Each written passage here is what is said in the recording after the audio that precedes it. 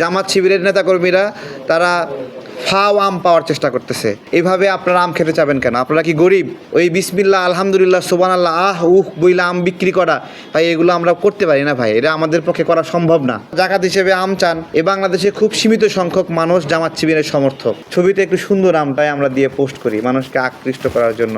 Medicine ছাড়া যে ফলটা পাঠাচ্ছি, শুধু আমি না, আমরা অনলাইনে আরও যারা পাঠাই, ভাই আমাদের আমগুলো ওই রকমভাবে দোকানের আমের মতো যদি রঙিন প্রত্যাশা করেন যে এটা অনেক হলুদ হবে, অনেক সুন্দর হবে, হ্যাঁ, এই রকম না।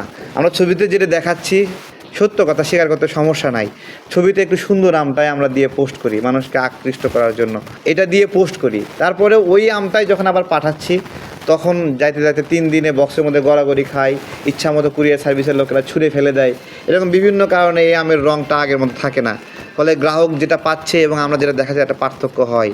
কিন্তু তার মানে এই না আমরা ইচ্ছাকৃতভাবে জামাত শিবির যেটা দেখাচ্ছে পচা আমটা, এই পচা আমটা আমরা পাঠাচ্ছি। ঠিক আছে, আমরা আজকে এখানে বলছি, আমরা বলতে বলতে আজকে বলে একটা দিনে ক্ষতি করতে পারতাম যে গত বছর জামাতকে কোন অনলাইন ইনফ্লুয়েন্সার আম সাপ্লাই দিয়েছে, জিজ্ঞাসা করছি। তার নামটা কি আমার প্রকাশ করে দেওয়া উচিত?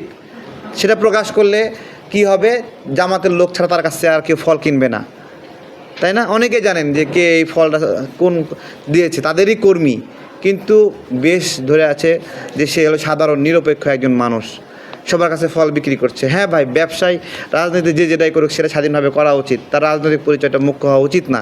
কিন্তু আপনারা যেভাবে আমাকে এক্সপ্লোর করছেন, যেভাবে পচা আম আমি দিয়েছি, আমার আম পচতে পারে কিন্তু ওই আমগুলো আমার না।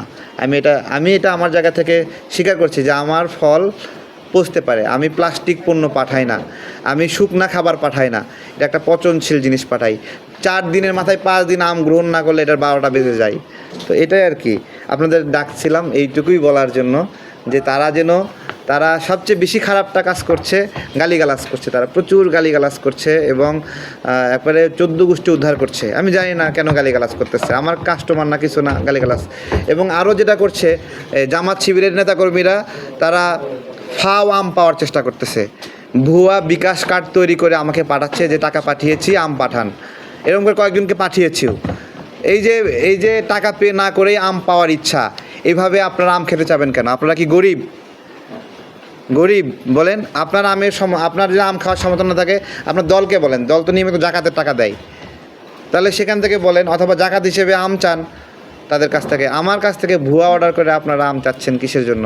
আমার কাছ থেকে ফেক বিকাশের পেমেন্ট দিয়ে আম চাচ্ছেন। তো এই বিষয়গুলোই আপনাদের মাধ্যমে আজকে জানালাম। জামাতের যদি মিনিমাম কার্টেসি থাকে, সৌজন্যতা বোধ থাকে, ভদ্রতা থাকে, তাহলে তারা এই জায়গায় আমাদের আহ্বান এগুলো আর করবে না।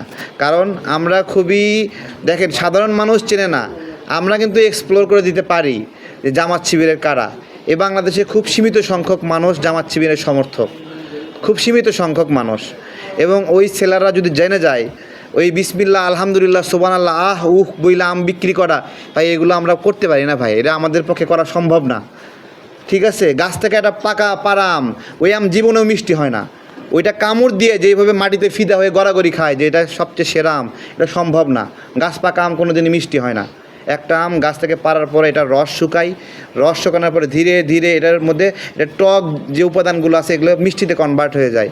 এর জন্য সময় প্রয়োজন, এই জন্য সময় প্রয়োজন। এইভাবে গাছ থেকে আম পায়রা গড়াগড়ি করলে সেটা মিষ্টি আম হয় না। তো সুতরাং আমরা সেটা করতে পারি না। আমরা একটা স্বাভাবিক লিবারেল মানুষ এবং সুযোগ পেলে নামাজ কালাম পড়ি এবং যখন অনেক সময় ভুলে যায়, নামাজ অনেক মিস হয়ে যায়, এগুলোও আমরা বলি যে আমরা কী ধরনের ক্যাটাগরির মানুষ। এইসব জেনে বুঝে আমাদের কাছ থেকে ফল কিনবে না কিনবে। কিন্তু যেই কাজটা জামাত শিবিরের লোকেরা করছে, এটা ব্যবসায়িক পরিবেশটা দূষিত করা।